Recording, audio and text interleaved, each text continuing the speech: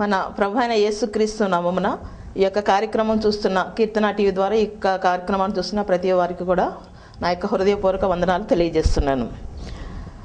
మరి ఈరోజు దేవునికి దగ్గరగా ఉండి తమ యొక్క జీవితంలో అనేకమైనటువంటి దీవెనలు పొందుకున్నటువంటి ఒక యవ్వనస్తుడు, అదేవిధంగా దేవుని నుండి దూరముగా వెళ్ళిపోయి తన యొక్క జీవితాన్ని భయంకరంగా పాడు చేసుకున్నటువంటి ఒక యవ్వనస్తుడి గురించి వాక్యానుసారంగా మనం ధ్యానము చేద్దాము. న్యాయాధిపతులకు రాసినటువంటి గ్రంథము 16వ అధ్యాయము 28 నుంచి 30 వచనముల వరకు ఈరోజు ధ్యానం చేద్దాము. న్యాయాధిపతులకు రాసినటువంటి గ్రంథము 16వ అధ్యాయము 28 నుంచి చూడండి. అప్పుడు సంసోను, యెహోవా ప్రభువా, దయచేసి నన్ను జ్ఞాపకం చేసుకొనుము. దేవా, దయచేసి ఈసారి మాత్రమే నన్ను బలపరచుము. నా 2 కన్నుల నిమిత్తము ఫిలిస్తీన్లను ఒక్కమారే దండించి పగ తీర్చుకొని నిమ్మని యెహోవాకు మొరపెట్టి ఆ గుడికి ఆధారంగానున్న 2 మధ్యస్తంభములలో ఒకదానిని కుడి చేతను మరి ఒక దానిని ఎడమ చేతను పట్టుకొని నేను ఫిలిస్తీన్లను చనిపోదుము గాక అని చెప్పి బలంతో వంగినప్పుడు గుడి ఆ సర్దారుల మీదను దానిలోనున్న జనులందరి మీదను పడెను. మరణకాలమున అతడు చంపిన వారి శవముల లెక్క జీవితకాలమందు అతడు చంపిన వారి లెక్క కంటే ఎక్కువయ్యను. చిన్న ప్రార్థన చేసుకుందాము. స్తోత్రము నాయన, పరిశుద్ధ నీకు వందనాలు తండ్రి. ప్రభా, మరి నాయన సంసోను తండ్రి, ప్రభా మన నాయన తన యొక్క జీవిత కాలంలో ఆఖరిసారిగా చేసినటువంటి ప్రార్థన గురించి ప్రభా ఇప్పుడు మేము మరి చదివి ఉన్నాం తండ్రి. ప్రభా, మరి నాయన నీ దగ్గర నుంచి ప్రభా మరి నాయన దూరముగా వెళ్ళిపోయినప్పుడు అతను తన యొక్క జీవితంలో పొందినటువంటి భయంకరమైనటువంటి సంఘటనలు, మరి భయంకరమైనటువంటి శిక్ష ప్రభా మరి నాయన అతను అనుభవించి ఉన్నాడు తండ్రి. ప్రభా మరి నాయన ఈ యొక్క వాక్యాన్ని ఇప్పుడు ధ్యానం చేస్తుండగా ప్రభా మీరే నాతో ఉండి మాట్లాడవలసిందిగా మా ప్రభువుని బట్టి వేడుకుంటున్నాం తండ్రి, ఆమేన్. ఇశ్రాయేలీ ప్రజలకి అప్పట్లో రాజు లేడు. మరి రాజు లేనటువంటి ఇశ్రాయేలీ ప్రజలకి న్యాయాధిపతులుగా ఉంటూ ఆయన తన జీవితకాలంలో చేసినటువంటి ఎన్నో పొరపాట్ల గురించి ఈరోజు ధ్యానం చేసుకుందాము. మొదటిగా అతను జననం కనుక చూసుకుంటే సంసోను తల్లి ఒకసారి మరి తను పొలంలో పని చేసుకుంటూ ఉండగా ఒక దూత ఆయన దగ్గరికి వచ్చి నీకు కుమారుడు అనుగ్రహించబడుతున్నాడు అని చెప్పడం జరిగింది. మరి వెంటనే ఆమె తన యొక్క భర్తకి ఈ యొక్క విషయం చెప్పినప్పుడు ఈసారి ఆ మనుషుడు గనక కనిపిస్తే నాకు తప్పకుండా తెలియచేయి, నేను కూడా అతనితోటి మాట్లాడతానని చెప్పినప్పుడు మరి ఒకసారి ఆ యొక్క దూత కనిపించినప్పుడు మరి ఆ సంసోను తల్లి ఇమీడియట్గా ఏం చేసిందనమాట, తన యొక్క భర్త దగ్గరికి వెళ్ళి ఆ యొక్క విషయాన్ని చెప్పినప్పుడు వారు ఇరువురు కూడా ఆ దూతతోటి మాట్లాడడం జరిగింది. ఆ దూతతోటి వారు ఎప్పుడైతే మాట్లాడారో దూత అన్ని విషయాలు కూడా చాలా విపులంగా చెప్పడం జరిగింది. ఎందుకంటే వారికి ఎప్పటి వరకు బిడ్డలేరు, వచ్చే కాలానికి నీకు ఒక కుమారుడు అనుగ్రహించబడతాడు. అయితే అతడు దేవునికి మరి నాజరు చేయబడ్డటువంటి వాడు, దేవునికి నాజరు చేయబడ్డటువంటి అతను తల వెంట్రుకలు కత్తిరించకూడదు. అలాగే అతడు ఏమి కూడా మద్యపానం కానీ లేకపోతే ద్రాక్షారసం కానీ లేకపోతే అపవిత్రమైనది కానీ ఏది కూడా తినకూడదు, ముట్టకూడదు, చాలా పవిత్రంగా ఉండాలి అని చెప్పడం జరిగింది. సంసోను తండ్రి అయినటువంటి మానోహు తర్వాత అతని తల్లి మరి ఆ యొక్క దూతకి వాళ్ళు ఆ దూత చెప్పినటువంటి మాట విన్న తర్వాత ఎంతగానో మరి సంతోషించి యెహోవా దేవునికి బలి అర్పణ చేయడం జరిగింది. ఒక మేకపిల్లని తీసుకొచ్చి రాతి మీద అర్పణ చేసి దాన్ని మరి హోమము కింద అర్పణ చేసినప్పుడు అగ్నిజ్వాలలు అక్కడ రేగుతున్నప్పుడు ఒక ఆశ్చర్యకరమైనటువంటి సంఘటన జరిగింది. అప్పటి వరకు వారితో మాట్లాడుతున్నటువంటి ఆ దూత ఏం చేసిందనమాట, ఆ యొక్క మంటల్లోకి ఆ యొక్క జ్వాలల్లోకి ఎగిరి మరి అక్కడి నుంచి ఆకాశంలోనికి మరి పరలోకానికి ప్రయాణమై వెళ్ళిపోవడం వారు చూశారు. చూసిన వెంటనే అనుకున్నారన్నమాట, అయ్యో బాబోయ్, మేము మరి దేవుని యొక్క దూతని చూసాము, మేము చనిపోతామేమో అని చెప్పి నేల మీద పడి ఎంతగానో బాధపడ్డారు. తర్వాత ఒక కొద్దిసేపటికి వాళ్ళు మరలా ఆలోచన చేసుకొని దేవుడు వచ్చే సంవత్సరానికి మనకి ఒక కుమారుని అనుగ్రహిస్తానంటున్నాడు, తర్వాత ఎట్లా ఉండాలి, ఆ కుమారుని ఎట్లా పెంచాలి, ఇవన్నీ విషయాలు చెప్పారు కదా, కాబట్టి మనము చనిపోము అనేసి మరి వాళ్ళు చక్కగా అక్కడ లేచి నిలబడడం జరిగింది. అప్పటి నుంచి కూడా వారు దేవుని యొక్క ప్రత్యక్షతను చూసినటువంటి ఆ కుటుంబము మరి కుమారుని కనిన తర్వాత ఆ యొక్క కుమారునికి కూడా చిన్నప్పటి నుంచి అన్ని విషయాలు కూడా అతను ఎట్లా జన్మించాడు, మరి అతని యొక్క బలం ఎక్కడ ఉంది, అవన్నీ కూడా ఆ చిన్న కుమారుడికి చెప్పడం జరిగింది. ఆ కుమారుడు పెరిగి పెద్దవాడయ్యాడు. సంసోను అని మరి ఆయన ఇశ్రాయేలీ ప్రజల్ని పరిపాలన చేయడానికి, న్యాయము చెప్పడానికి అభిషేకించబడ్డాడు. కానీ మరి అతను తీసుకున్నటువంటి నిర్ణయాలు, అతను చేసినటువంటి పనులు కనుక చూసుకుంటే దేవునికి కానీ లేకపోతే ఈ లోకంలో ఉన్నటువంటి తల్లిదండ్రులకు కానీ ఏమాత్రము కూడా అవి సరిగా లేవు. తల్లిదండ్రులతోటి ఏమని చెప్తున్నాడంటే, మరి నేను ఒక అమ్మాయిని చూశాను, ఆమె ఫిలిస్తీన్ల కుమార్తె, ఆ అమ్మాయిని నేను వివాహం చేసుకుంటాను అని చెప్పినప్పుడు తల్లిదండ్రులు చెప్పారు, వద్దు, ఆ యొక్క ఫిలిస్తీన్లకి మనకి అసలు కుదరదు, వద్దంటే లేదు లేదు నేను ఆ అమ్మాయినే వివాహం చేసుకుంటాను, మీరు వెళ్ళి మాట్లాడతారా లేకపోతే నేనేనా అనేసి వాళ్ళ మీద కోపగించుకోవడం జరిగింది. మరి తర్వాత ఇంకొకసారి ఆ గ్రామానికి, ఆ అమ్మాయి ఉన్నటువంటి గ్రామానికి వెళుతూ ఉంటే మరి మధ్యదారిలో ఒక భయంకరమైనటువంటి సింహం అతనికి ఎదురొచ్చింది. ఎప్పుడైతే ఆ సింహం ఎదురొచ్చిందో ఇతని దగ్గర, సంసోను దగ్గర చేతిలో ఒక చిన్న కత్తి కానీ లేకపోతే ఏమీ లేవు, ఆయుధాలు ఏమీ కూడా లేవు. కానీ దేవుని చేత అభిషేకించబడి దేవుడు ఇచ్చినటువంటి బలము అతనిలో ఉంది కాబట్టి ఆ యొక్క సింహాన్ని తన యొక్క 2 చేతులతోటి ఒక మేకపిల్లని ఎట్లయితే చీల్చి చెండాడాడో అట్లాగే మరి యొక్క సింహాన్ని చంపి అవతల పారవేసి మరి ఆ గ్రామానికి వెళ్ళి ఆ అమ్మాయిని చూసి మాట్లాడి తర్వాత మరి వివాహానికి ఒప్పించి వచ్చాడు. తర్వాత మళ్ళా తిరిగి తన యొక్క తల్లిదండ్రులను తీసుకుని ఆ యొక్క గ్రామానికి వెళ్తూ ఉండడం జరిగింది. వెళ్తూ ఉంటే అతనికి గుర్తొచ్చింది అనమాట, ఇంతకు ముందు వచ్చినప్పుడు ఇక్కడ నాకు ఒక సింహం ఎదురైంది కదా, దాని పరిస్థితి ఏంటి, ఎట్లా ఉంది చూద్దాము అని చెప్పేసి అటు వెళ్ళినప్పుడు ఆ యొక్క చనిపోయినటువంటి సింహము కడుపులో ఒక తేనె తుట్టె ఉంది. తేనె తీగలు అన్నీ కూడా వచ్చి మరి అక్కడ తేనె పట్టుని పెట్టుకున్నాయి. అతను చూసి ఏం చేశాడంట, ఆ తేనెని, ఆ యొక్క తేనె తుట్టే మరి అది అసలు ఎక్కడుండాలి, ఎక్కడో చెట్ల మీద మంచి ఎత్తైనటువంటి ప్రదేశంలో పెట్టవలసింది ఇప్పుడు ఎక్కడుందంటే అది చనిపోయినటువంటి సింహము కళేబరము కడుపులో అది ఉంది. ఆ చనిపోయిన దాన్ని అసలు ముట్టడమే ఎంతో పాపము, ఎందుకంటే అతను అభిషేకించేటువంటి వ్యక్తి. మరి అట్లాంటి ఆ చనిపోయిన దాని కడుపులో నుంచి వచ్చినటువంటి ఆ తేనెని తీసుకుని తినడం జరిగింది. అంతేకాదు తిరిగి మరలా ఏం చేశాడంటే తన తల్లిదండ్రులకి అది ఇచ్చాడు. ఇది ఎక్కడి నుంచి వచ్చిందని కూడా చెప్పకుండా వారికి ఇవ్వడం జరిగింది. మరి తల్లిదండ్రులు వారు కూడా ఆ యొక్క తేనెని తిన్న తర్వాత ఆ యొక్క గ్రామానికి వెళ్ళిన తర్వాత మరి వివాహం గురించి మాట్లాడుకోవడం జరిగింది. వివాహానికి ఇరు పక్షాల వారు కూడా ఒప్పుకున్నారు, వివాహము జరగడానికి అన్నీ కూడా నిశ్చయించుకున్నారు. మరి ఆ టైంలో ఆ పెళ్లి కుమారుడు 7 రోజులు అక్కడ ఉన్నటువంటి వారందరికీ కూడా చక్కగా విందు చేయడము ఒక ఆచారము. అయితే మరి ఈ సంసోను అక్కడ ఒక 30 మందిని పోగేశారు. వాళ్ళందరికీ కూడా ఈయన విందు ఇవ్వడం జరుగుతుంది. విందు ఇస్తున్నాడు.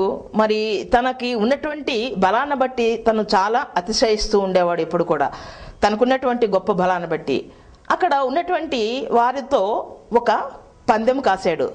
అంటే ఇప్పుడు ఎట్లా బెట్టింగ్స్ జరుగుతున్నాయో అట్లాగే అప్పుడు కూడా మరి ఒక పందెము కాయడం జరిగింది.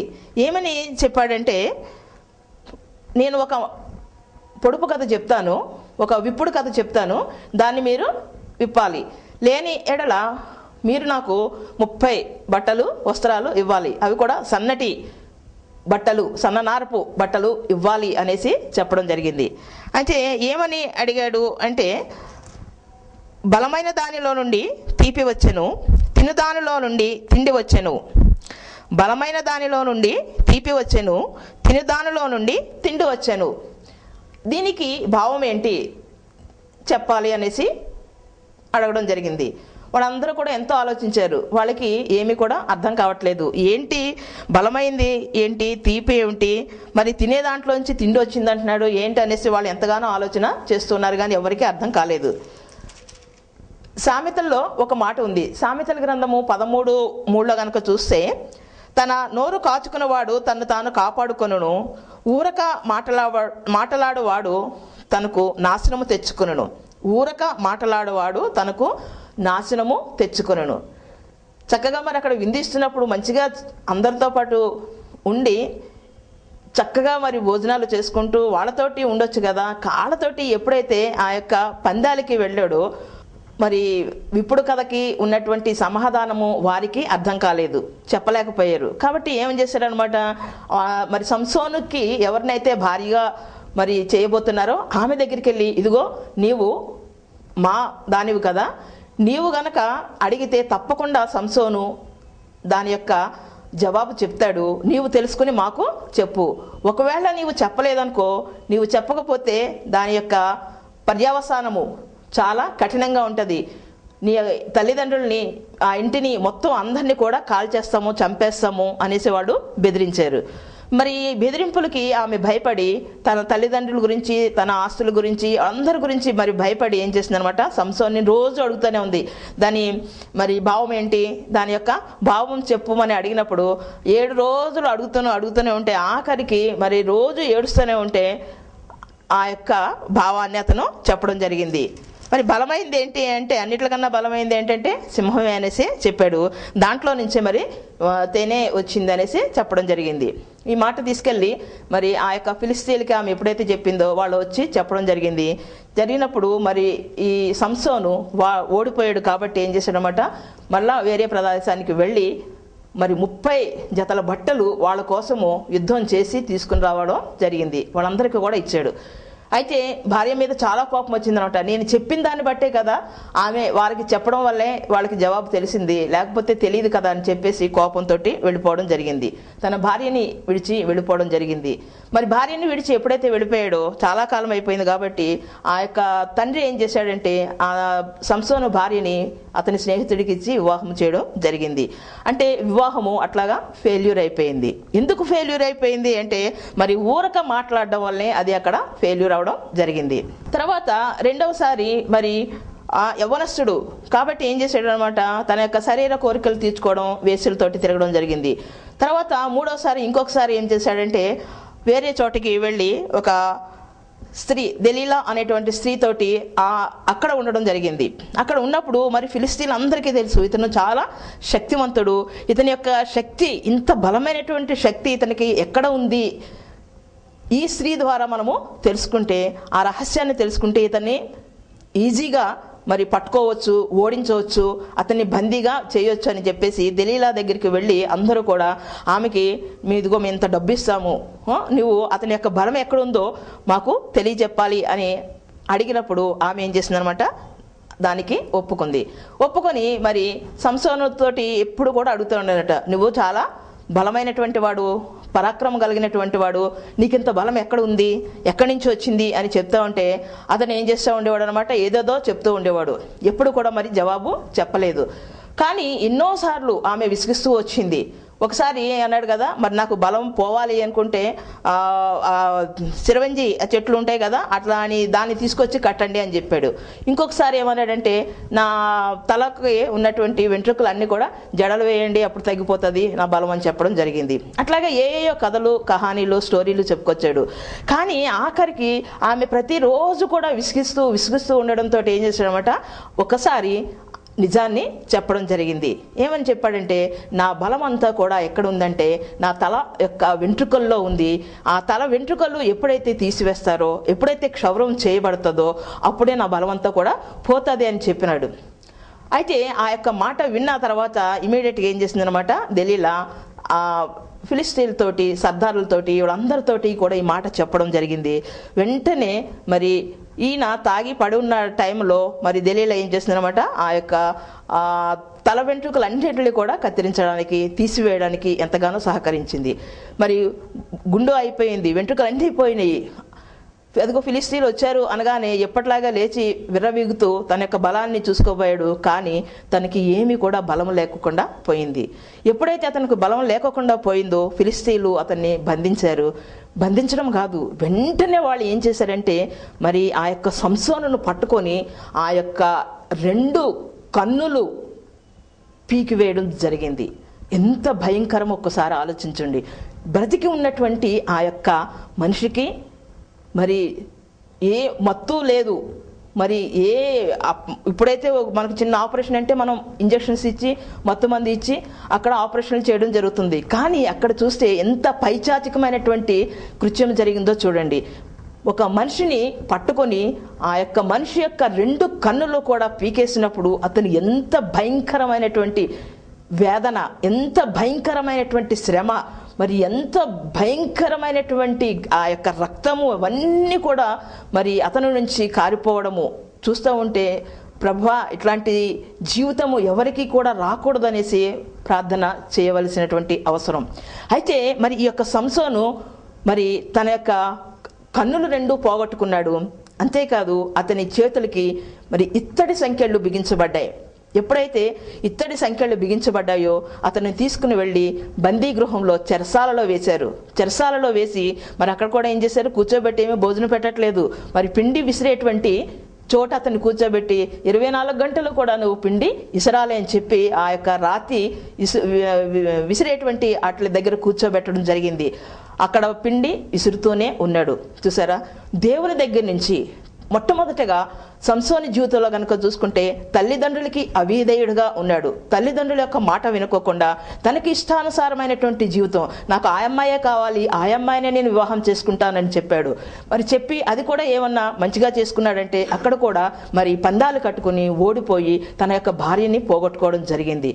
అంతేకాదు మరి ఆ యొక్క ఫిలిస్తీన్ల యొక్క ఆ పంట పొలాలన్నీ కూడా ఏం చేశామంటే నాశనం చేశాడు. 300 నక్కలు పట్టుకున్నాడంటే, 1 కాదు 2 కాదు, 300 నక్కలు పట్టుకుని ఆ తోకలన్నీ కూడా కట్టేసి ఒకదానికొకటి రెండేసి కట్టి మరి వాటికి నిప్పు అంటించి పొలాల్లోకి పంపినప్పుడు ఆ యొక్క ఫిలిస్తీన్ అందరూ కూడా ఇది సంసోను చేసినటువంటి పనే, ఇతని మీద ఎట్లాగైనా సరే పగ తీర్చుకోవాలి అని చెప్పేసి ఎంతో కోపంతో పగతోటి రగిలిపోతున్నారు.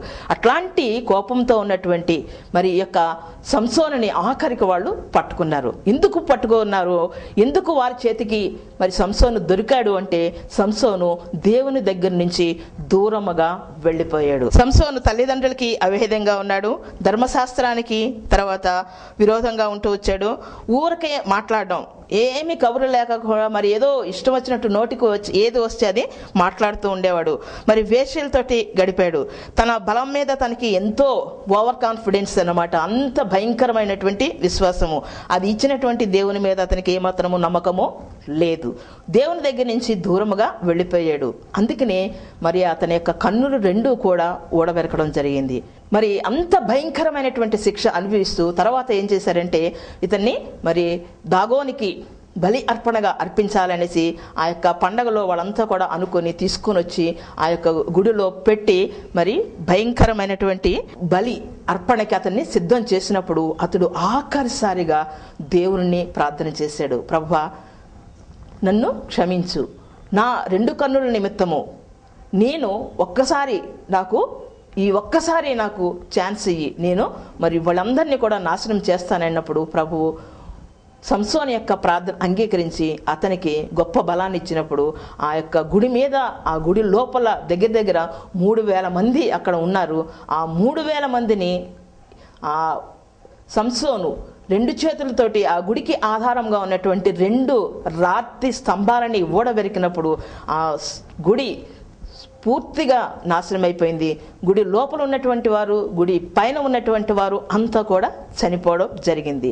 సంసోను జీవితంలో కనుక చూసుకుంటే సంసోను వివాహం చేసుకోలేదు, భార్య లేదు, పిల్లలు లేరు, మరి తల్లిదండ్రులు, మరి ఎవరితోటి తను సంతోషంగా ఉన్నటువంటిది లేనే లేదు. ఒకవేళ నీ జీవితం కూడా ఇలాగే ఉందేమో ఒక్కసారి గమనించు. తల్లిదండ్రులకి అవిధేయంగా ఉంటున్నావా? దేవుని దగ్గర నుంచి దూరంగా వెళ్ళిపోతున్నావా? నాకు ఎన్నో తెలివితేటలు ఉన్నాయి, ఈ తెలివితేటలతో నేను ఈ ప్రపంచాన్నే జయించగలను, నేను ఏదైనా చేయగలను అనేటువంటి మరి భయంకరమైనటువంటి ఆ తెలివి కూడా ఎట్లాంటి తెలివి అంటే మరి మామూలు తెలివి కానే కాదు, ఇతరుల యొక్క నాశనాన్ని కోరుకునేటువంటి తెలివి. అట్లాంటి తెలివి కనుక ఉంటే మరి ఎట్లాంటి జీవితం అంటే సంసోనికి కలిగినటువంటి జీవితమే నీకు కూడా కలుగుతూ ఉంటుంది. కాబట్టి ఒక్కసారి దేవుణ్ణి జ్ఞాపకం చేసుకో.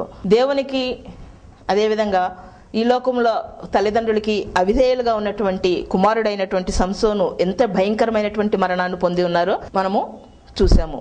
మరి ఎన్ని కష్టాలు వచ్చినా, ఎన్ని బాధలు వచ్చినా తల్లిదండ్రుల దగ్గర నుంచి దూరం అయిపోయి మరి అన్నదమ్ముల చేత అమ్మివేయబడి ఎక్కడో దూర ప్రాంతంలో ఉంటూ కూడా ఏ మాత్రము కూడా ఏ విధమైనటువంటి ఆశలకి కూడా లొంగకోకుండా, ఏ విధమైనటువంటి మరి ప్రలోభాలకి కూడా తల వంచుకోకుండా తన యొక్క జీవితాన్ని సఫలము చేసుకున్నటువంటి ఇంకొక యవ్వనస్తుడు ఉన్నాడు. మరి ఆయన గురించి ఇప్పుడు మనము చూద్దాము. ఒకటి మరి సంసోను గురించి మనము ఆలోచన చేసాము. రెండవదిగా కనుక చూసుకుంటే ఏసేపు. ఏసేపు అంటేనే ఫలించేడి చిగురు, కొమ్మ, ఫలించేడే కొమ్మ, చిగురించేటువంటి కొమ్మ. మరి ఆయనకి ఎన్నో బిరుదులు ఉన్నాయి. ఏసేపు తల్లిదండ్రులు మరి వృద్ధాప్యంలో ఉన్నారు. అయితే మరి ఏసేపుకి చిన్నతనం నుంచి కూడా చక్కటి కళలు రావడం జరుగుతుండేవి. ఆ కళలు దర్శనాలు చూసి ఎప్పుడైతే తన యొక్క అన్నదమ్ములకి చెప్పడం జరిగిందో వాళ్ళంతా కూడా కోపపడి ఇతన్ని ఎలాగైనా సరే పగ తీర్చుకోవాలనేసి అనుకుంటూ ఉండేవారు. తర్వాత మరి తండ్రి అతనికి కుట్టించినటువంటి ఆ యొక్క వస్త్రాలు కనుక చూసుకుంటే ఎంతో మంచి వస్త్రాలు, ఆ మామూలు సాధారణమైనటువంటి మనుషులు వేసుకునేటువంటి కాకుండా ఒక రాజు కుటుంబంలో ఉన్నటువంటి వ్యక్తులు ఎట్లాంటి వస్త్రాలు ధరిస్తారో అట్లాంటి విచిత్రమైనటువంటి వస్త్రాలని తన యొక్క కుమారునికి కుట్టించడం జరిగింది. ఆ బట్టలు చూసినప్పుడు ఆయన ఆ బట్టలు ధరించి తిరుగుతూ ఉంటే మిగతా అన్నలకు అందరికీ కూడా చాలా కోపం వచ్చేస్తుంటుంది. మా నాన్న ఎప్పుడు కూడా ఈ చిన్నవాడినే ఎంతగానో ప్రేమిస్తున్నాడు, అన్నీ వాడికే పెడుతున్నాడు, వాడిని ఎంతో ప్రేమగా చూస్తున్నాడు, ఎప్పుడైనా మాకు కూడా సమయం దొరకపోతుందా చూసుకుంటాము అనేటువంటి కోపము. ఈయన కూడా మరి ఎప్పుడు ఏసేపు తనకు వచ్చినటువంటి కళల గురించి ఎప్పుడైతే చెప్పడం జరుగుతూ ఉందో ఆ కళలు భావాన్ని చూసి వాళ్ళు కూడా మేము నీకు నమస్కారం చేస్తామా, మీకు నేను తల ఉంచుతామా, మేము పెద్దవాళ్ళము అన్నటువంటి ఒక ఫీలింగ్ వాళ్ళలో ఉండడంతో మరి చిన్నవాడైనటువంటి ఏసేపు మీద చాలా కోపంతో ఉన్నారు. ఒకసారి మరి వీళ్ళంతా కూడా పొలాల్లో ఉండి తమ యొక్క మందల్ని మేపుకుంటూ ఉంటే ఏసేపు వాడిని చూడడానికి మరి తండ్రి చేత పంపబడినవాడే అక్కడికి వచ్చినప్పుడు మరి ఒంటరిగా ఏసేపు చిక్కినప్పుడు ఏం చేశారన్నమాట, అతన్ని కొట్టడం జరిగింది. కొట్టి అతని యొక్క బట్టలన్నీ కూడా తీసేసుకుని అతను ఏం చేశారు, ఒక గోతులో పడేశారు. అంతేకాదు ఆ చినిగిపోయినటువంటి బట్టలు తీసుకొచ్చి ఏం చెప్పారన్నమాట, తండ్రికి ఇదిగో ఒక క్రూర మృగము మీ కుమారుని తినేసింది అనేసి అబద్ధం చెప్పడం జరిగింది. అంతేకాదు మరి ఈ యొక్క ఏసేపుని ఆ అన్నదమ్ములంతా కూడా ఏం చేశారంటే 30 వెండి నాణాలకి ఐగుప్తు వెళుతున్నటువంటి వ్యాపారులకి అమ్మివేయడం జరిగింది. 30 వెండి నాణాలకి అమ్మడం జరిగింది. అట్లాగా మరి తల్లిదండ్రుల నుంచి తండ్రి దగ్గర నుంచి వేరైపోయినటువంటి ఏసేపు మరి అన్నదమ్ముల చేత భయంకరంగా శిక్ష పొంది మరి ఎంతగానో వేదనతోటి ఎక్కడికో వెళ్ళిపోయి మరి అప్పట్లో మనుషుల్ని ఒక బానిసల కింద అమ్మడం జరిగేది. అట్లా ఏసేపు ఒక పొతీఫరు ఇంటికి చేర్చబడ్డాడు. ఆ పొతీఫర్ కొనుక్కున్న తర్వాత ఆ ఇంటిలో అతను ఉంటూ ఉన్నాడు.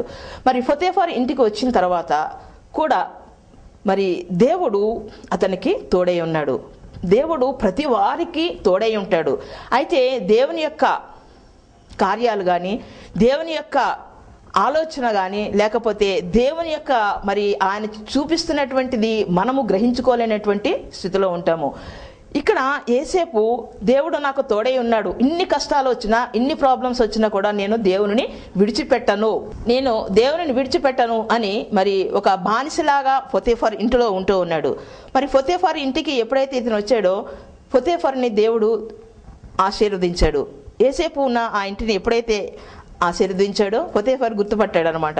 అబ్బో, ఈ పిల్లవాడు వచ్చిన దగ్గర నుంచి నేను చేసినటువంటి పని ప్రతిదీ కూడా చాలా చక్కగా అభివృద్ధి చెందుతుంది అని చెప్పి ప్రతిదీ కూడా ఏసేపుకి ఇవ్వడం జరిగింది. అన్నీ కూడా అతనికి హ్యాండ్ ఓవర్ చేసి తన మాత్రము తన యొక్క కార్యక్రమాల్లో ఉంటూ ఉండేవాడు. గృహ నిర్వాహకము అంతా కూడా ఏసేపు చేతిలోకి పెట్టడం జరిగింది.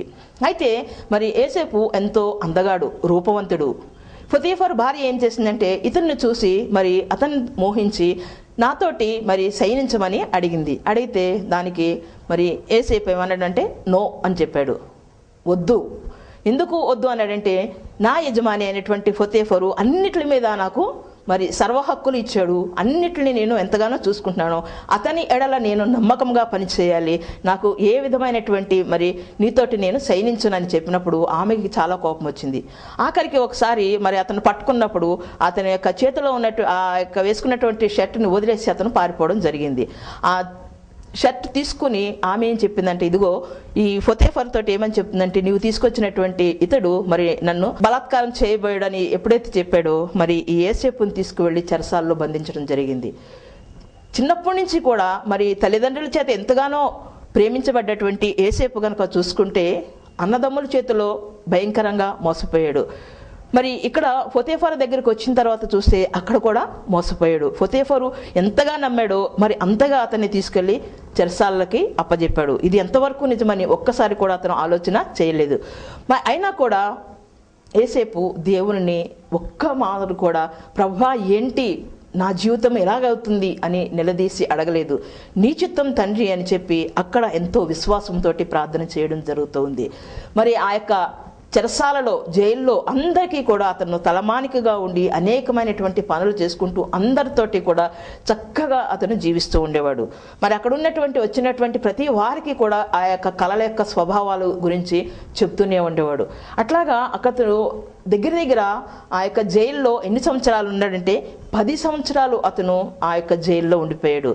ఆఖరికి ఒకసారి మరి ఆ యొక్క రాజుకి ఎప్పుడైతే కళ రావడం జరిగిందో ఆ యొక్క కళను బట్టి అతను ఏం చేస్తూ ఉన్నాడు అనమాట, నేను ఏమైనా సరే మరి ఆ కళ స్వభావాన్ని చెప్పాలి అనేసి మరి రాజు దగ్గరికి తీసుకొని రావడం జరిగింది. రాజుకి వచ్చినటువంటి కళని ఆ యొక్క కళ స్వభావాన్ని చెప్పినప్పుడు అతడు మరి యోసేపుని అతను చెప్పినటువంటి కళ స్వభావాన్ని ఇంకా మరి రాబోయే కాలంలో 7 సంవత్సరాలు నీకు విస్తారమైన పంట పండుతుంది, ఆ తర్వాత 7 సంవత్సరాలు బలమైనటువంటి కరువు నీకు రాబోతుందని చెప్పినప్పుడు మరి ఇట్లా నీవు చేయాలి. ఈ 7 సంవత్సరాలు వచ్చేటువంటి పంటని ఎక్కడికక్కడ నిలవ పెట్టి ఆ రాబోయే 7 సంవత్సరాల కరువు నుంచి తప్పించుకోవడానికి ఎంతో మంచి అవకాశం అని చెప్పినప్పుడు రాజు అతన్ని దీవించాడు. అంతేకాదు అతనికి మరి సన్నటి బట్టలు ధరింపజేశాడు, మరి బంగారపు గొలుసు వేశాడు, ఉంగరాన్ని ఇచ్చాడు, 2వ రథం మీద అతన్ని కూర్చోబెట్టాడు. దేవునికి దగ్గరగా ఉన్నప్పుడు ఎన్ని శ్రమలు అనుభవించినా కూడా మరి దేవుని చేత అతను దీవించబడ్డాడు. డబ్బుకి ఆశపడలేదు, శరీర ఆశలకి లోబడలేదు, మరి దేవునికి దూరంగా ఉండలేదు. అంతా కూడా ఎన్ని కష్టాలు, ఎన్ని బాధలు, ఎన్ని ఇరుకులు, ఎన్ని ఇబ్బందులు వచ్చినా కూడా నా దేవుడే నిజమైనటువంటి దేవుడు అని యోసేపు ఎప్పుడైతే మరి గట్టిగా ఆయన యొక్క పాదాల చెంత ఉన్నాడో దేవుడు యోసేపును ఎంతగానో దీవించాడు. హల్లెలూయా. మనము కూడా మరి ఈరోజు మీకు 2 వ్యక్తులను చూపించాను. ఒక ఆయన సంసోను దేవుని నుంచి దూరముగా వెళ్ళిపోయి కన్నులు ఓడబెరుకున్నటువంటి పరిస్థితి. అదే యోసేపు అయితే మరి దేవునికి దగ్గరగా ఉండి చెరసాలలో ఉన్నటువంటి అతను మరి 2వ రాజు తర్వాత రాజుగా అతన్ని అభిషేకించడం జరిగింది. ప్రియమైనటువంటి కుమారుడా, యవ్వనస్తులారా, మరి ఈరోజు ఈ 2 గురించి విన్నటువంటి మీరు ఏమి ఆలోచన చేసుకుంటున్నారు? దేవునికి దగ్గరగా ఉండాలా, దేవునికి దూరముగా ఉండాలా? దేవునికి దగ్గరగా ఉంటే ఎట్లాంటి దీవెనలు పొందుకుంటారు? దేవునికి దూరం అయితే ఎట్లాంటి శాపాలు, దేవుని యొక్క ఉగ్రత ఏ విధంగా ఉంటుంది మనము చూసి ఉన్నాము. మరి ఈ వాక్యము విన్నటువంటి మీరు ఇప్పటికైనా కూడా మరి సమయం మించిపోలేదు. మరి దేవుని దగ్గరికి వచ్చి ఆయన యొక్క పాదాల చెంత మరి ఉంటూ ఆయన యందు విశ్వాసంతో నమ్మకంతోటి మరి సత్యముని అనుసరిస్తూ ఉంటే దేవుడు తప్పక మిమ్మల్ని దీవిస్తాడు. మీకు ఎట్లాంటి కష్టాలు ఉన్నా కూడా దేవుడు వాటన్నిటిని కూడా తీరుస్తాడు. దేవుడు మరి ఈ యొక్క వాక్యాన్ని వింటున్నటువంటి మీ మమ్మల్ని అందరినీ కూడా దీవించాలనేసి నేను ప్రార్థన చేస్తున్నాను. హల్లెలూయా. చిన్న ప్రార్థన చేసుకుని ముగిద్దాము. స్తోత్రం నాయన, పరిశుద్ధుడా, నీకు వేలాది వందనాలు తండ్రి. అవును నాయన, సంసోను ప్రభా మరి నాయన తన మీద తనకు ఉన్నటువంటి ఆ యొక్క ఓవర్ కాన్ఫిడెన్స్ తోటి ప్రభా మరి నాయన 2 కన్నులు పోగొట్టుకుని అంధకారంలోనికి వెళ్ళి మరణపాత్రుడైనాడు. కానీ ప్రభా యోసేపు అయితే ప్రభా మరి నాయన చెరసాలలో ఉండి కూడా ప్రభా నీకు నమ్మకమైనటువంటి శిష్యుడుగా ఉంటూ ప్రభా మరి నాయన తన యొక్క జీవితాన్ని చక్కబరుచుకుని ప్రభా మరి నాయన నీ యొక్క నిండైనటువంటి దీవెనలు పొందుకున్నాడు ప్రభా. మరి యొక్క టీవీ కార్యక్రమం చూస్తున్న ప్రతి వారు కూడా యేసేపులాగా నిండైనటువంటి దీవెనలు పొందుకుంటారనేసి ప్రభా మరి నాయన వారి కోసం నేను ప్రార్థన చేస్తున్నాను తండ్రి. ప్రభా మరి నాయన యేసయ్య నీకే స్తుతులు స్తోత్రాలు చెల్లించుకుంటూ ప్రభా మరి నాయన ఎల్లప్పుడూ నిన్ను ప్రార్థన చేసుకునేటువంటి గొప్ప భాగ్యాన్ని అందరి బిడ్డలకి కూడా దయచేయవలసిందిగా మా ప్రభువుని బట్టి వేడుకుంటున్నాం తండ్రి. ఆమేన్.